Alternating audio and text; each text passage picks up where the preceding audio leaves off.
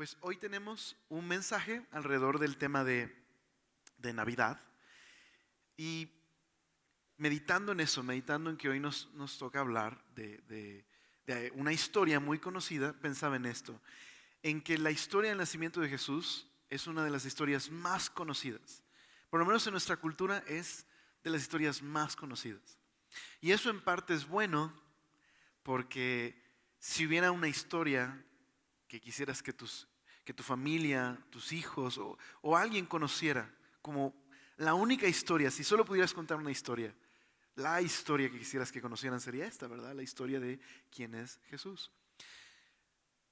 Así que es bueno. Pero por otro lado, eh, quizás por cómo funciona nuestra cultura, hemos hecho esta historia algo tan popular que tenemos una falsa familiaridad hacia las historias que narran los evangelios. Pensamos que no nos puede sorprender esta historia, que ya la conocemos. Podríamos pensar, ya vi la película, ¿no? Ya me la sé, ya conozco esta historia. Pensamos que no tenemos nada más que meditar en la historia del Evangelio. Y posiblemente las maneras en las que nuestra cultura presenta esta historia ponen capas que nos estorban para ver verdaderamente quién es Jesús. Incluso me atrevo a pensar que muchos cristianos creen, bueno, el Evangelio es como para niños, son historias. Cuando empiezas como cristiano, lee un evangelio. Pero ya después lees a Pablo, lees las cartas. No, los evangelios son cuando comienzas, son historias de niños. Y eso es tan, pero tan equivocado.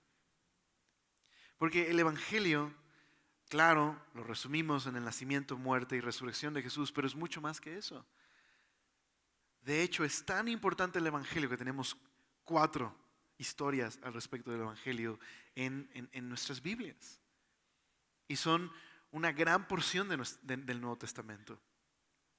Si abriéramos nuestra Biblia, por ejemplo, en Mateo, quizás algunas Biblias dirían, a lo mejor la tuya no tiene esa introducción, pero algunas dicen el Evangelio según San Mateo, según San Lucas. Porque aunque hay un solo Evangelio, hay una sola historia, tenemos 4 perspectivas diferentes de esa misma historia. Y que nuestra visión de Jesús sería terriblemente empobrecida si no tuviéramos estos 4 evangelios. Entonces no los hagamos menos. No pensemos que ya conocemos esta historia. ¿Sabías que lo que más se leía en la iglesia primitiva eran los evangelios? De los manuscritos, las copias a mano que tenemos de los originales, la mayor cantidad de copias que tenemos es de los evangelios. Los evangelios, aunque tienen un propósito evangelístico, su principal propósito no es solo evangelístico. De hecho, su principal propósito es discipulado para los creyentes. Fueron escritos para los cristianos. En Mateo, por ejemplo, Mateo es visto como es visto como el manual del discípulo. Es para creyentes. Por supuesto, tienen un propósito evangelístico, claro, sin duda alguna. Pero fueron escritos para la iglesia, para que meditáramos una y otra vez en las historias de los evangelios. Y mientras meditamos en estas historias, profundizamos más en quién es Jesús y a su vez somos transformados. Entonces no pensemos, son historias para dormir, son para niños. Cuéntale una pequeña historia de Jesús sanando a la suegra de Pedro, ¿no? Los evangelios son tan importantes, tan fundamentales en la vida de un cristiano. Así que pensando en eso, quisiera orar y pedirle al Señor que nos ayude a mirar esta historia de una manera fresca, que nos ayude con oídos frescos a escuchar la historia del nacimiento de Jesús y qué significa esa historia y por qué es tan fundamental, no solo para nosotros como cristianos, para la historia humana. ¿Okay? ¿Me acompañas a orar por esto? Señor, te rogamos que hoy abras nuestros ojos y nuestros oídos una vez más, Señor, para escuchar esta historia, Señor, la historia del nacimiento de nuestro Salvador, y que eso pueda una vez más conmovernos, movernos a la obediencia y podamos ser transformados, Señor. Gracias, nuestro amado Dios, por habernos rescatado, aunque estábamos perdidos, Señor, como cantábamos. Éramos pecadores perdidos, Señor, y fuimos hallados por ti. Muchas gracias por ese derroche de gracia y bondad por medio de Jesús. Amén. Muy bien, Mateo, en el capítulo 1, comienza su historia de esta manera. Dice, libro de la genealogía de Jesucristo, hijo de David, hijo de Abraham. Mateo comienza mencionando la genealogía de Jesús. Ahora, esa palabra genealogía en el original, lo menciono porque es importante a lo que quiero compartirles. Pero en el original, en el griego, es la palabra Génesis. ¿Okay? Este es el Génesis de Jesucristo. Ahora se traduce como genealogía, los traductores decidieron traducirlo como genealogía, pues porque en el contexto es una lista de descendientes. De hecho, algunas versiones lo traducen como de esa manera. Esta es la lista de descendientes de Jesucristo. Luego, en el verso 18 dice, el nacimiento de Jesucristo fue así. Bueno, ¿qué palabra crees que es la palabra nacimiento aquí? Génesis. Es la misma palabra en griego. Este es el Génesis de Jesús. Y viene una lista de descendientes. Y luego dice, el Génesis de Jesús fue de esta manera. Y es las circunstancias del nacimiento de Jesús. ¿Por qué Mateo usaría esta palabra, Génesis, para describir el nacimiento de Jesús? Bueno, más adelante te voy a mencionar por qué creo que esa palabra es la palabra que Mateo utiliza para hablar de Jesús. Pero podríamos traducir entonces de la siguiente manera. Este es el libro de los orígenes de Jesús. Y el origen de Jesús fue de esta manera. ¿Sabes? Mateo no simplemente está contándonos la historia de Jesús. No es un aficionado a la historia de Jesús, no es un aficionado a la historia, y por eso está recopilando estas historias y nos está haciendo una crónica de la vida de Jesús. Si ese fuera el plan de Mateo, creo que este libro sería más grande, ¿estás de acuerdo? Tendríamos más información de la infancia de Jesús, de la adolescencia de Jesús, de su vida. Pero ¿por qué razón los evangelios omiten mucha información? Porque no simplemente están haciendo un recuento histórico. Lo que están haciendo los evangelios están contándonos más bien el significado de la historia de Jesús. Simplemente meditemos en esto. Leemos en el verso 18. El nacimiento de Jesucristo fue así. ¿Cuántas historias se podrían contar desde la creación del mundo acerca de un nacimiento? ¿Cuántas historias tendríamos hasta el día de hoy que podríamos ponerle el nacimiento de tal fue así? Tendríamos infinidad de historias, ¿verdad? Pero ¿por qué esta historia es tan importante? Que aunque podría ser un nacimiento tan similar al de cualquier otro bebé, en cierta manera, al mismo tiempo es un nacimiento único. No hay ningún precedente de un nacimiento así. De manera que Mateo dice, el nacimiento de Jesús fue de esta manera. ¿Okay? Ese es el punto de los evangelios. No solo están contando historias de Jesús, bonitas. No están solo guardando las historias y las memorias de Jesús para la posteridad. Están diciéndonos, este es el significado del pesebre. Este es el significado del nacimiento de Jesús. Y su historia es un parteaguas en la historia. Y es de vital importancia, no solo para este pueblo, sino para la historia de la humanidad.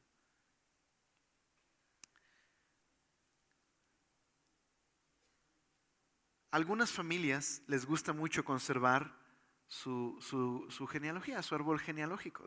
Depende de la familia, ¿no? Algunos, a menos que le preguntes a tus papás, no te cuentan nada, ¿verdad? ¿Te ha pasado que si te tocó una familia así, que hasta que no le preguntas, oye mamá, ¿y quién era mi Mi abuelo. Ah, pues tu abuelo trabajó con el presidente. No es cierto, ¿cómo crees? Yo no sabía eso, ¿por qué nunca me contaste, no?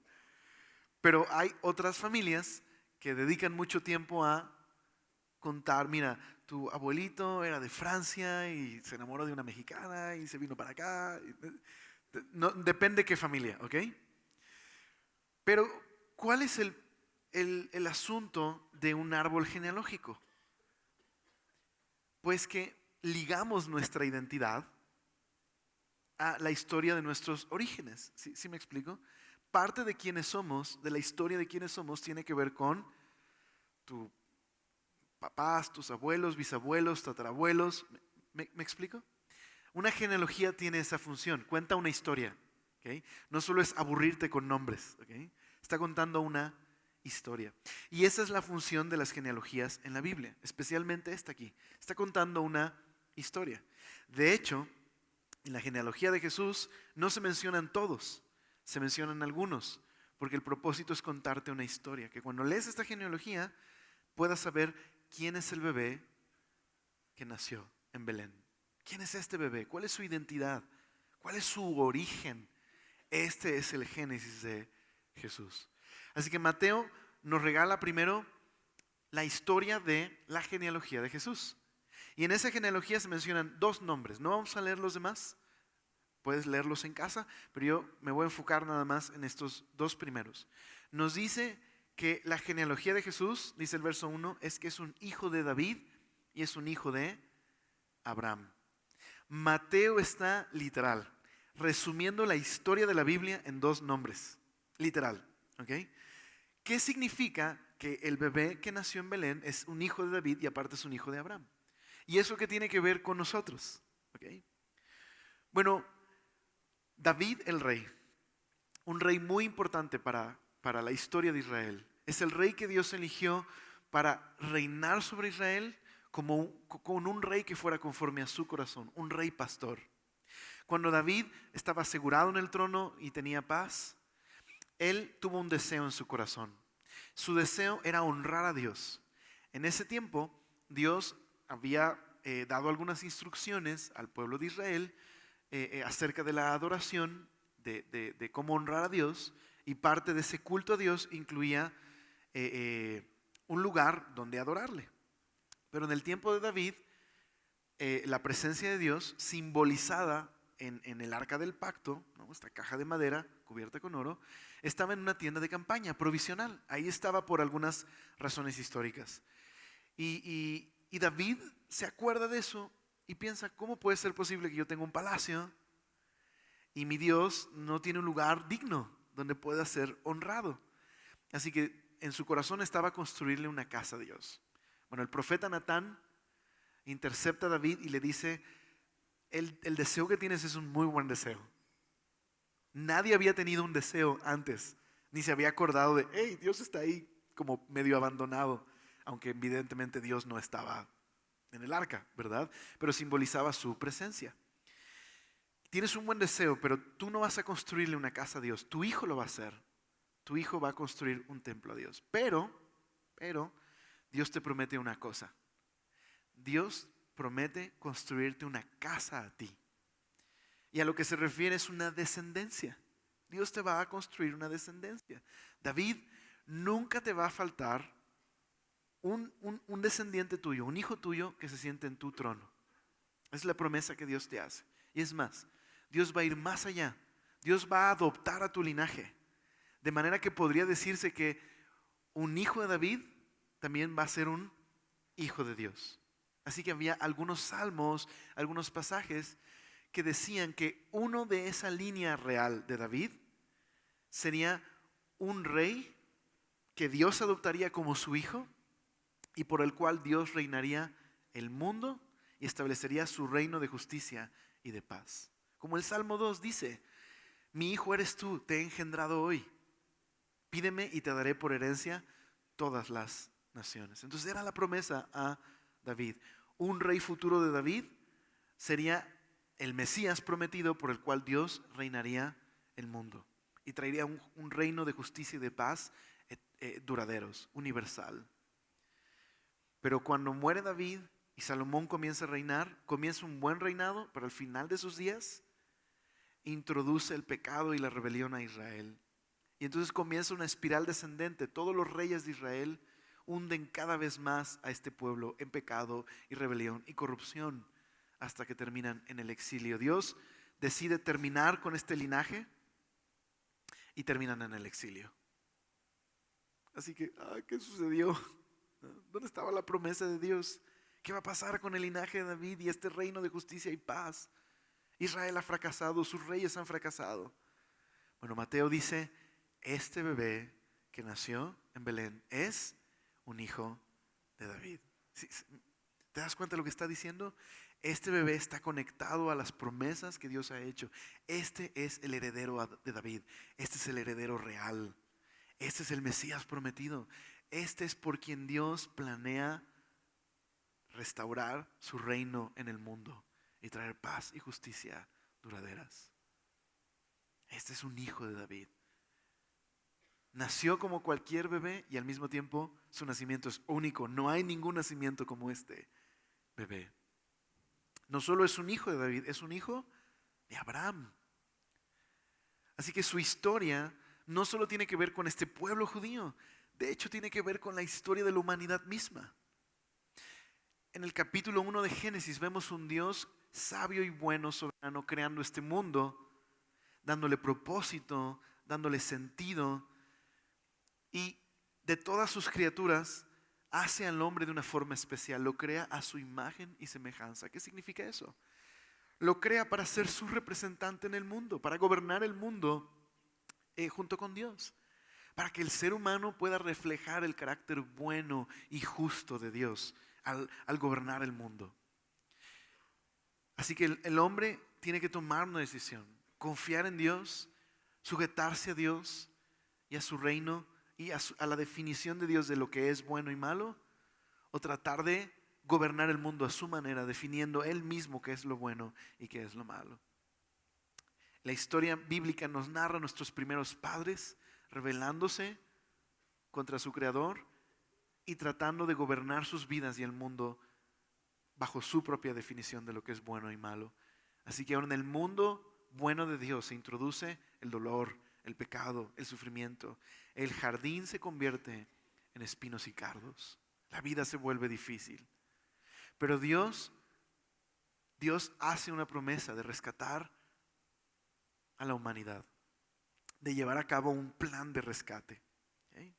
Así que la historia avanza, la humanidad se esparce por el mundo y también se esparce la maldad, la violencia y el pecado. Y llega a tal grado que Dios decide darle botón de reinicio. Y eso viene el diluvio.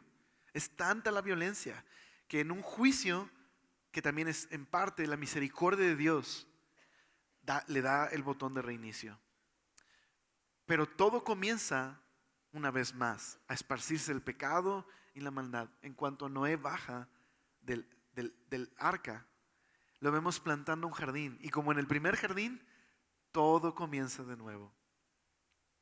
Hasta que llegamos a la Torre de Babel, donde los seres humanos se juntan, como en Génesis 3, es rebelión, una vez más, pero en forma corporativa, a definir el bien y el mal, hacer ellos mismos su propio Dios, establecer su propia religión.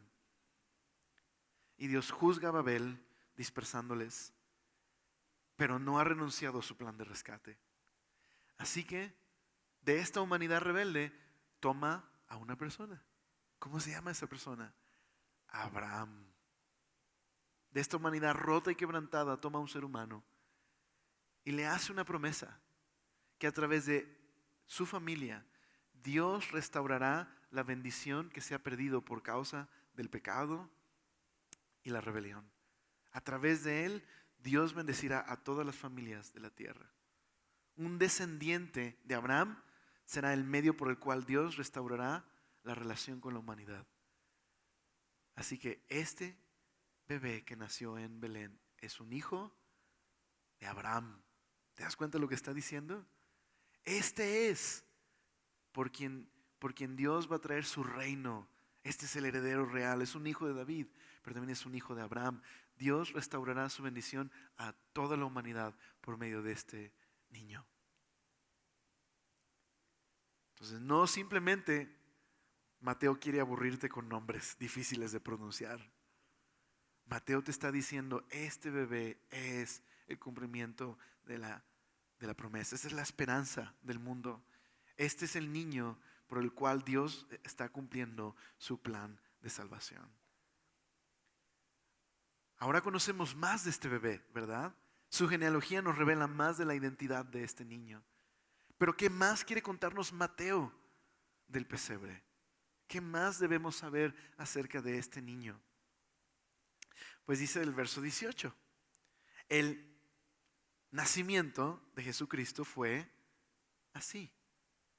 Estando desposada María, su madre, con José, antes de que se juntasen, se halló que había concebido del Espíritu Santo. Y José, su marido, como era justo, no quería infamarla, quiso dejarla secretamente. ¿Okay? Entonces vamos a tratar de comprender cómo fue la experiencia de José y María por un momento. Primero, son de un pueblo prácticamente insignificante. No es un pueblo fantasma, pero es un pueblo que es tan insignificante que no aparece en el mapa, de hecho. Es decir, es tan insignificante que casi no hay registros históricos de este pueblo. Hay un registro, una evidencia epigráfica, es decir, hay una inscripción en una sinagoga judía en Cesarea Marítima, donde se habla de un viaje de un sacerdote a Nazaret. Entonces, sí hay evidencia, pero es muy pequeña, precisamente porque este pueblo era insignificante, ¿no? Y en el mundo antiguo se registraban los eventos trascendentales. No se registraba como nosotros hacemos historia el día de hoy, que nos encanta hasta el mínimo detalle, ¿verdad? ¿Has notado cuando lees un libro de historia el día de hoy? O sea, te cuentan hasta cómo sabía el pan, ¿no? Del pueblito donde, si lees la Biblia o lees algún libro de historia antiguo, te darás cuenta que no hay ese tipo de detalles. Se enfocan en eventos muy específicos, muy grandes. Y Nazaret es un pueblo insignificante, ¿ok? No solamente eso, sino que tenemos estos dos jóvenes judíos que desde muy chiquitos, por la cultura, sus papás ya le echaron ojo, ¿no? A cada uno, ¿no? Y ya acordaron algunas cosas y ya llegaron a la edad donde los papás dicen, ok, mira, pues vamos a formalizar, ¿no? Así que en esta cultura, tus papás ya sabían con quién te ibas a casar desde que estabas chiquitillo, ¿ok? Así que ya llegó el momento de formalizar, de desposar. Y en ese tiempo duraba más o menos un año en el que el prometido ya se había formalizado todo, ya se habían juntado los testigos y va a preparar el hogar de su futura esposa. Y eso tardaba más o menos un año. En ese proceso de que estaban comprometidos es cuando María tiene que hablar con José. Ahora solo imagínate la escena, solo imagínate. María tiene que hablar con José, su prometido, y tiene que decirle, José, estoy embarazada, ¿no? O sea, solo imagina la tensión, la escena. Y, pues, ¿qué pasó? ¿No? O sea, ¿qué sucedió? ¿No? Pues un ángel vino y me avisó que he sido elegida y el poder de Dios vendrá sobre mí y voy a concebir a una persona muy importante. ¿Okay? ¿José le creyó? No. Como muchos del día de hoy no creen en esta historia. ¿Okay? Por una razón. Lo que los teólogos llaman el escándalo del Evangelio. Es una historia simple, en el sentido de que podrías contarla a un niño. Pero es muy compleja al mismo tiempo. No es fácil, ¿verdad? Ahora, esta historia en realidad es la única historia que hace realmente sentido. Pero no es fácil, ¿ok? No es fácil. Tiene cierto escándalo el Evangelio, pero es la única historia que hace sentido. Cuando consideras el caso acumulativo de la fe cristiana, es la única visión del mundo que hace sentido realmente, que encaja. Pero ahí está José luchando con esto. Y el compromiso es tan fuerte en esta cultura que dice que quiso dejarla secretamente. Significa que quería divorciarse de ella. En esta cultura, el compromiso era tan serio que se hablaba de un divorcio cuando se rompía el compromiso antes del matrimonio. Y quiso hacerlo en secreto porque no quería causarle problemas a María en un pueblo tan pequeñito como lo era Nazaret. Así que Dios se revela a José, dice el verso 20. Y pensando él en esto, he aquí un ángel del Señor le apareció en sueños y le dijo: José, hijo de David, no temas recibir a María, tu mujer, porque lo que en ella es engendrado del Espíritu Santo es. ¿Okay? Así que, una nota importante. Si el Evangelio fuera una historia fabricada, esta es la peor manera de inventar una historia acerca de un héroe. Es la peor manera. ¿Por qué? Porque la haces escandalosa, la haces difícil de aceptar. De entrada, estás contando una historia que a la gente le va a causar un shock en la cabeza. No es la mejor manera de inventar una historia. ¿Okay?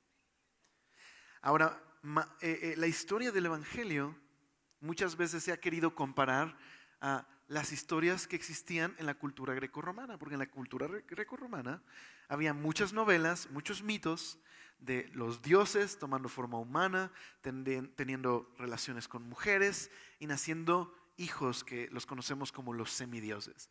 Hasta Disney tiene su versión para niños, Hércules. ¿Okay? Pero esta historia no tiene absolutamente nada que ver con esas leyendas, absolutamente nada que ver. ¿Okay? No es esta historia de dioses inmorales teniendo hijos, que tienen historias trágicas horribles, y Hércules, por su culpa, sus hijos mueren, y entonces tiene que subir a cierto monte y cumplir ciertos requisitos para sentirse mejor, porque por su culpa se murieron sus hijos. ¿Sí me explico? No son esas historias, ¿ok? No tienen absolutamente nada que ver. Entonces, ¿de qué trata esta historia? ¿De qué es esta historia que llamamos el nacimiento virginal? No es una historia inmoral, ¿okay? Como la de los griegos. ¿Te acuerdas que te dije que Mateo utiliza la palabra Génesis de una manera deliberada? Okay. Hay un libro en nuestras Biblias que se llama Génesis, que evidentemente en hebreo se llama principio o el principio, ¿okay? Y luego fue llamado Génesis. Pero este es el principio de Jesucristo, este es el origen de Jesucristo. Mateo quiere que leas la historia del nacimiento de Jesús con el contexto del capítulo 1 de Génesis. ¿Okay? Quiere que lo veas de esa manera. ¿Por qué? ¿Qué sucede en Génesis capítulo 1? Tenemos a Dios creando el mundo, pero cuando crea el mundo en un principio es un desierto. Está vacío, en tinieblas, es un desierto inhabitable. Y lo que hace Dios es, por medio de su poder, hacerlo habitable, convertir un desierto en un jardín. Y nos dice que el Espíritu Santo estaba sobre la faz de las aguas y fue el Espíritu Santo ejecutando la voz de Dios y por medio del poder de Dios que trajo vida a ese desierto. Incluso algunos creen que la palabra ahí para describir al Espíritu sobre la faz de las aguas es la idea de un ave que está surcando. Eso es muy interesante. ¿Por qué? Porque en otro relato del nacimiento de Jesús, en los evangelios, lo que le dice el ángel a María es: la sombra, o podríamos decir las alas del Altísimo vendrán sobre ti. ¿Es una referencia a qué? Génesis 1. Vendrá sobre ti el poder del Altísimo. Así que lo que tenemos en la historia del nacimiento de Jesús es una historia de creación.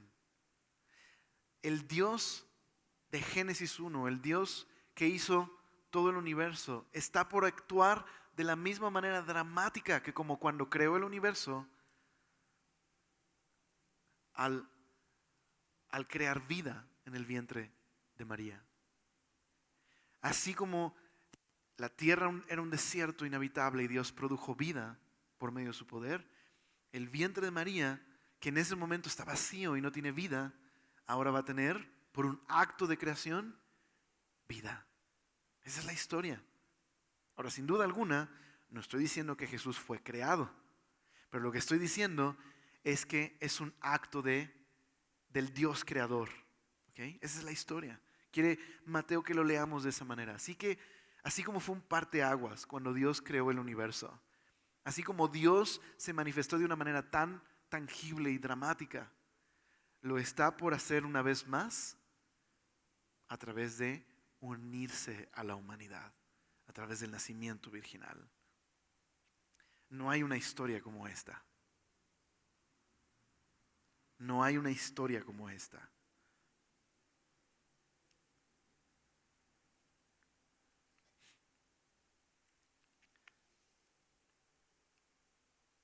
Así que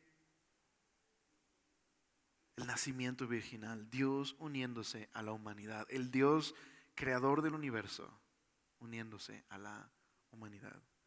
Pero ¿qué más nos dice de este bebé?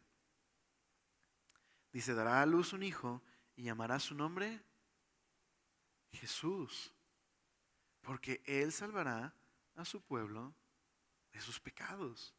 El nombre de este bebé está ligado a sus orígenes, su identidad, su misión, a quién es Él, qué vino a ser este bebé. Ahora, regálenme un minuto geek, ¿vale? Un minuto. Prometo que tiene todo que ver, ¿ok? No los atormentaré con datos solo porque sí. Tiene que ver, ¿ok? En el Antiguo Testamento, el origen del nombre Josué es Joshua, ¿ok? Pero esto lo hizo un pastor, me llamó mucho la atención y creo que es muy útil. ¿Qué pasa si decimos muy rápido el nombre Yehoshua? ¿Okay? Vamos a intentar decir Yehoshua muchas veces lo más rápido que puedas. ¿Listo? Yehoshua, Yoshua, Yoshua, Yoshua, Yoshua, Yoshua. Ustedes. Ok. Ustedes. Ok, ¿qué terminas diciendo? Ya no dices Yehoshua, ¿qué terminas diciendo? Joshua o Yeshua, ¿verdad? Entonces, Joshua o Yeshua es la contracción de Yehoshua, ¿ok? Cuando se transliteró del hebreo, es decir, se deletreó con palabras del alfabeto griego, quedó como Yehosus o Yehosus. Y luego, cuando se latinizó, es Jesús, ¿ok? El nombre Jesús. De ahí viene de Yeshua o Joshua. Ahora, yo les dije que no los iba a atormentar con eso. ¿Para qué les conté todo esto? ¿Okay? No nada más para que puedas presumirle hoy a tu familia. ¿Sabes que el nombre Jesús no? Sino para algo. ¿Qué significa Yehoshua? Significa literal Jehová salva o Dios salva. ¿Ok? Entonces, por eso dice, ponle Jesús porque Él salvará a su pueblo de sus pecados. Ok, entonces, sígueme por favor. José recibe a María. El Dios de Génesis 1 es el Dios que está obrando en ella y está haciendo un milagro de creación en su vientre. Esta es la obra de Dios, del Dios que trajo vida al universo. Está trayendo vida al vientre de tu esposa, tu prometida. Y le tienes que poner este nombre. Llamarás a ese niño Dios salva. ¿Okay? Entonces, ¿quién salva? ¿Jesús salva? ¿Dios salva? ¿Dios salva a través de Jesús? ¿Quién salva? Exacto. ¿Sí me explico?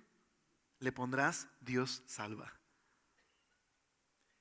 Este bebé no solo es un hijo de David, no solo es un hijo de Abraham, es Dios salva. Dios de forma personal está uniéndose a la humanidad para llevar a cabo esta operación de rescate. Él es el Salvador. Él ha venido a hacer lo que ninguno de nosotros podemos hacer por nosotros mismos. Él es Dios salva.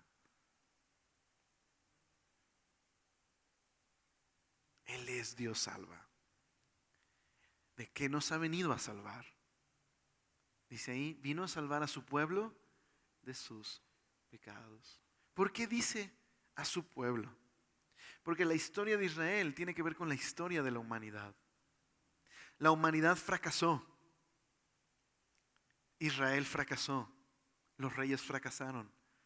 Pero aquí está el hijo de David, el hijo de Abraham. Aquí está Dios salva. ¿Okay? Vino a salvarnos de nuestros pecados. La palabra pecado es una palabra que en nuestro contexto cultural a veces lo usamos de burla, ¿no? A veces lo usamos solo en un contexto religioso. Pero dice un erudito bíblico, la palabra pecado es el mejor análisis de la condición humana. De hecho, el origen de la palabra pecado no es religioso. Significa literal no dar en un blanco. En la historia de la Biblia, por ejemplo, se utiliza esa palabra cuando los benjamitas estaban entrenando para usar la honda, ¿okay? Un arma, y decían que eran tan diestros que no pecaban, no erraban, podían atinarle hasta un cabello. Entonces, literal, la idea de pecado es no dar en el blanco. Pero entonces, ¿por qué se convirtió en una palabra en un contexto espiritual, religioso? Porque pecado, en su sentido más básico, es no dar en una meta. Ahora sí, para un arquero es no dar en el blanco, en el sentido espiritual, ¿qué significa? ¿Recuerdas que te mencioné que Dios nos creó con un propósito específico como seres creados a su imagen? Nos creó para reflejarlo, reflejar su carácter. Cuando le preguntaron a Jesús cuáles son el mandamiento más importante, ¿qué respondió Jesús? Amar a Dios y amar a tu prójimo. Eso es lo que significa reflejar la imagen de Dios. Pecado implica que hemos fracasado como propósito por el cual Dios nos creó, en amarle a Él y en amar a nuestro prójimo. En el sentido más básico eso es pecado. Hemos fallado en esa meta, no hemos dado en el blanco. De hecho, simplemente los 10 mandamientos, tenemos 5 mandamientos que expresan, los primeros 5 mandamientos expresan maneras en las que fallamos o fracasamos en amar a Dios. Solo piensa en el primer mandamiento. No tendrás dioses ajenos delante de mí. No vas a poner ni a una persona ni a una cosa en el primer lugar de tu vida. Yo seré el primer lugar en tu vida. Debes amarme con todo tu corazón, con toda tu mente y con todas tus fuerzas. Solo consideremos eso un minuto. ¿Puedes decir que cada minuto de tu vida, cada semana, cada mes, has dedicado todos tus esfuerzos solamente en amar a Dios? ¿Siempre ha sido el primer lugar en tu vida? Nada más meditar en eso ya puede producir convicción. Pero también implica fallar en amar a nuestro prójimo. Los otros mandamientos, no dar falso testimonio, no matarás. Bueno, a lo mejor aquí alguien puede detenerme y decir, bueno, Alex, yo no soy un asesino, yo no soy mala persona. Hago lo posible por hacer el bien sin mirar a quién. Pero entonces Jesús, en el Sermón del Monte, nos dice, ok, vamos a explorar este asunto del quebranto humano a más profundidad. El pecado, ¿sabes? Es como un iceberg, que por fuera lo ves de cierto tamaño, pero un iceberg puede tener hasta 10 o 15 veces su tamaño hacia abajo. Así es el pecado. Y el Sermón del Monte, especialmente el capítulo 5, expresa las maneras en las que pecamos y fallamos miserablemente en amar a Dios y a los demás. Entonces, piensa en esto. Dice Jesús, ustedes han oído, no matarás. Bueno, ya de entrada no matar a alguien es maravilloso. ¿Estás de acuerdo? 1,000,000 de likes. No mates, ¿ok? Eso es muy bueno. Pero Jesús dice, pero yo les digo, cumplir el mandamiento de no matar no solo consiste en no matar. va más allá. Porque yo te digo que si tú le dices necio a tu hermano, le estás restando la misma dignidad que como cuando alguien comete homicidio contra alguien que ha sido creado a imagen de Dios. Si no es suficiente solo con decir yo no he matado, puedes haber guardado rencor, puedes ser indiferente a las necesidades de los demás, y eso es fracasar en amar a Dios y a tu prójimo. ¿O qué me dices del adulterio?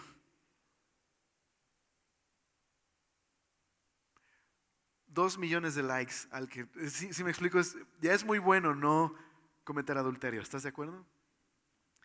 Pero Jesús dice, yo te digo que si has codiciado a alguien en tu corazón, ya has pecado en tu corazón.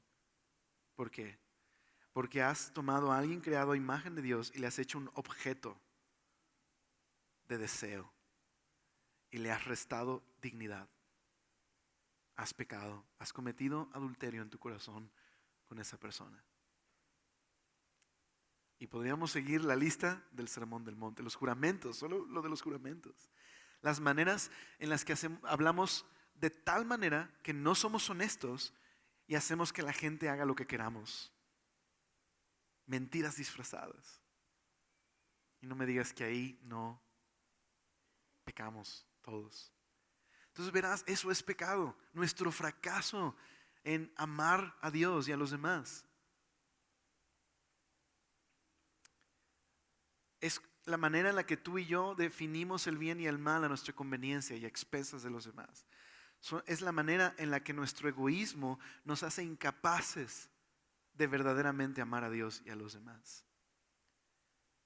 Por eso Pablo describe el pecado como un tirano, como un amo que nos ha esclavizado. Somos esclavos del pecado, dice Pablo.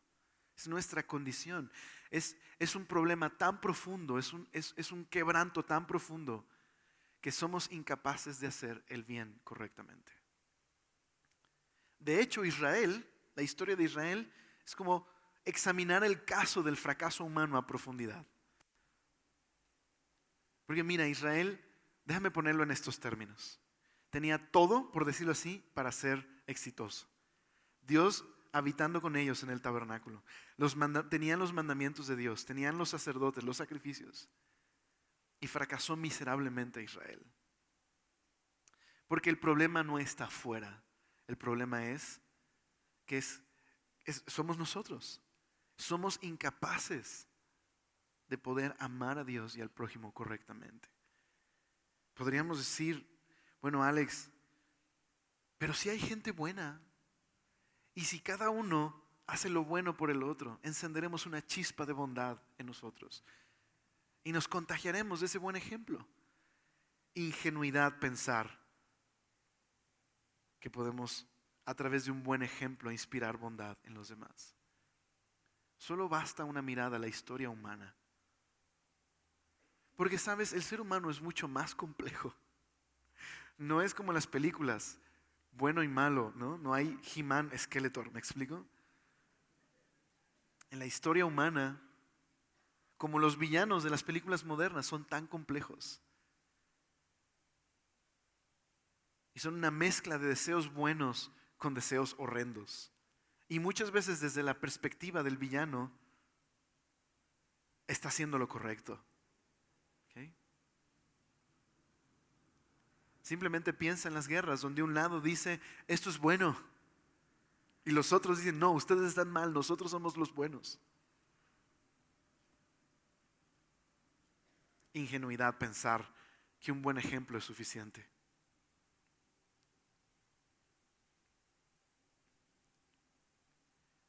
Pero esta es la buena noticia. Que el niño del pesebre es Dios salva. Es Dios salva. Dios personalmente entrando en nuestra historia, en nuestra experiencia, llevando nuestro quebranto y nuestro pecado a la cruz. Jesús vino a hacer por nosotros lo que no podemos hacer por nosotros mismos, ni por nadie más. Esa es la historia del Evangelio. No es un cuento de niños, aunque es la mejor historia que puedes contarle a un niño, ¿me explico? Pero no es un cuento de niños. No es un son los cuentos de Mamá Ganso, ¿me explico? No es una moraleja. Es la historia de la salvación. Eso es el nacimiento virginal. Ese es el escándalo del Evangelio. Así que el pasaje termina así. Dice el 21, y dará a luz un hijo y llamará su nombre Jesús, porque él salvará a su pueblo de sus pecados.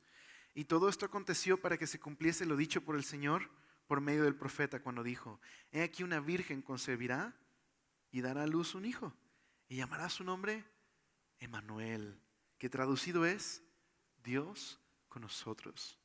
Y despertando José del sueño, hizo como el ángel del Señor le había mandado y recibió a su mujer. ¿Por qué dice Mateo? Esto es lo que había dicho el profeta. Bueno, Mateo está conectando con una historia del Antiguo Testamento en la que en un tiempo de mucha crisis en Judá, el imperio asirio estaba amenazando a Judá, y en ese momento Acaz era un rey pésimo, terrible. Aún así, Dios les trajo esperanza por medio del profeta Isaías. Le dijo al rey Acaz: pide una señal, Dios te quiere dar una señal. No, no pediré señal. Pues no importa, Dios te va a dar una señal aunque no la pidas. Eso es lo que le dice el profeta Isaías. Un día, una virgen concebirá y dará a luz un hijo. Y le vas a llamar Emmanuel. Es Dios con nosotros. El asunto es que nunca nació ese hijo. La historia se quedó inconclusa, como la historia del Antiguo Testamento.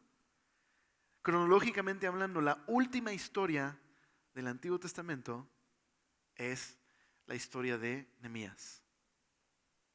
El pueblo pecando, siendo rebeldes a Dios, y ahí termina la historia. Entonces Mateo dice: aquí está el niño que prometió Isaías. Este es el niño que nos vino a liberar, pero no de una crisis como la de Asiria, de algo mucho más grande, de nuestros pecados. ¿Y cómo se llama este niño? ¿Cuál es este título? No solo es Dios salva, es Dios con nosotros.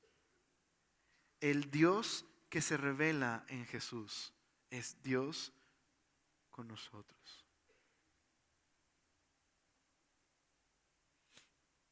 Dios se unió a la humanidad. Dios entró a nuestra historia. Entonces verás, el cristianismo no tiene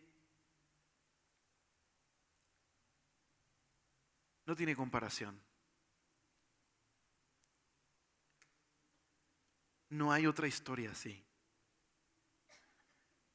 En el corazón mismo de la fe cristiana está la humillación de su Dios. Como lo dijo un comentarista bíblico de hace ya bastantes años, unos 300 años atrás: aquel que sostiene los pilares del universo estaba siendo sostenido por los brazos de una mujer. De un pueblo insignificante, unos papás primerizos, en la circunstancia más adversa, en medio del vasto imperio romano, estaba naciendo Dios con nosotros. De todos los lugares donde pudo haber nacido el creador del universo, nació en un pesebre sucio, en Belén, un lugar insignificante también.